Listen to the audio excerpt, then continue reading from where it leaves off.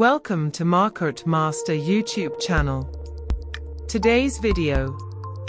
In this tutorial, we'll dive into the crucial aspects of setting entry points, take profit levels, and stop loss orders in your trades. When the buy signal is shown like this on your chart, put the buy limit right in the middle of that candle.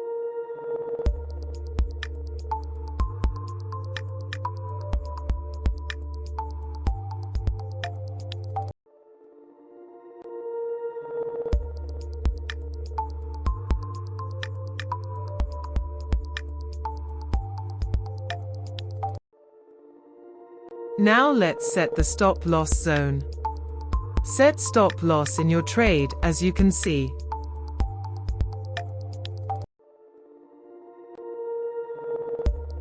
Now let's mark the take profit 1 zone in your trade.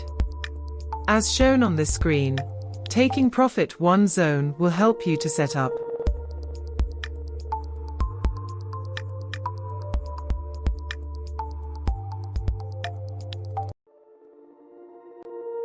The take profit 2 position is marked one more height of the candle showing the signal.